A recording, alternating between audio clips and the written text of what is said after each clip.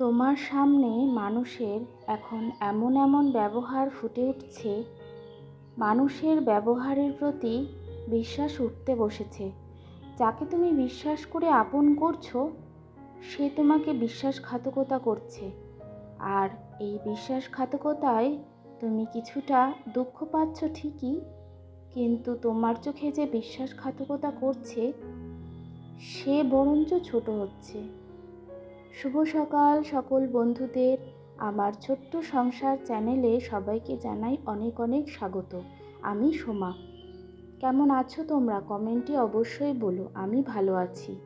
আজ সোমবার, সকালে উঠেছি 4:30 বাজে। তখন উঠে সবার আগে আমার কাজ হলো সব জানলা খোলা।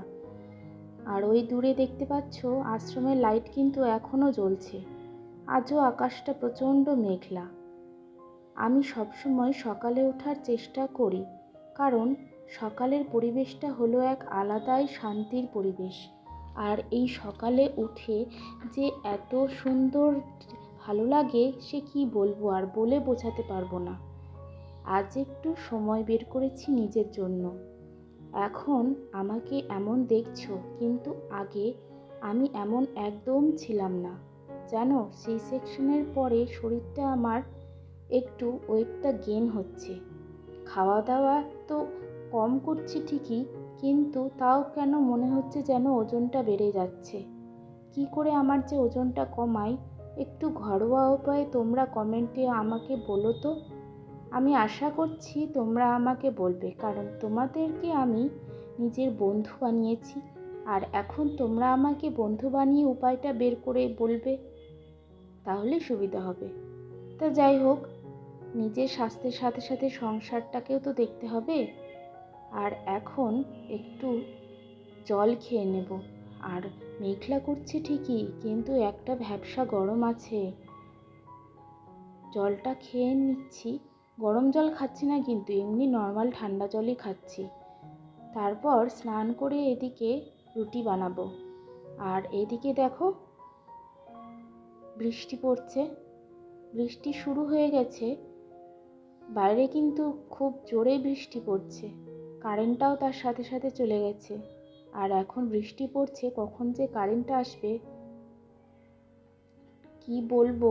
এই বৃষ্টির দিনে প্রত্যেকবার কারেন্ট চলে যাচ্ছে আর মোবাইল চার্জ হচ্ছে না, সে এক অন্য এক কষ্ট। সে তোমরা বুঝতেই পারছো যে ফোনে চার্জ না থাকলে কত কষ্ট হয়। এদিকে আমি রুটি বানিয়ে নিচ্ছি। রুটি বানাবো, তার সাথে একটু কোনো কিছু ভাজাভুজি করবো কিনা দেখি, আগে বানিয়ে নিই তারপরে এদিকে চলে এলাম একদম স্নান করেছি তো তখনই। এবার একটু ফুলটা তুলে নেব, পুজো করব আজকে যেহেতু সোমবার। আর ফুলগুলো তুলছি, বৃষ্টি পড়েছে যেহেতু ফুলের পাপড়িগুলোও ছিঁড়ে যাচ্ছে। ফুলগুলো কত সুন্দর না, অনেক কটাই ফুল ফুটেছে। আর নিজের গাছের ফুল ফুটেছে, আর সেই ফুলগুলো তুলে পুজো দেওয়া সে এক মজাই আলাদা। যারা জানো তারা বুঝতেই পারছো যে নিজের গাছের ফুল ফুটেছে। আজকে মনে হয় নীলকণ্ঠ ফুলটা ফোটেনি। ফুটে থাকলে অবশ্যই দেখাতাম, কিন্তু আজকে নীলকণ্ঠ ফুল ফোটেনি। এই গাছগুলো না আমি বাপের বাড়ি থেকে এনেছি, ছোট্ট ছিল, কত বড় হয়ে গেছে একদম। আর এখন চলে এসেছি, ছেলে ঘুম থেকে উঠে পড়েছে। ছেলেকে এখন ম্যাগি খাওয়াবো। বানালাম ম্যাগিটা। আমার ছেলে আবার জানো তো ম্যাগি প্রেমী।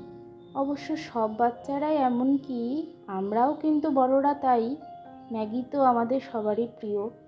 আচ্ছা তোমরা বলো তো, ম্যাগিটা কি প্রতিদিন খাওয়ানো ভালো? আমার ছেলে না প্রত্যেক দিন ম্যাগি খেতে চায়। সকালবেলা ঘুম থেকে উঠেই বলবে যে মা ম্যাগি খাবো, আর অন্য কিছু আমি ওকে খাওয়াতেই পারি না।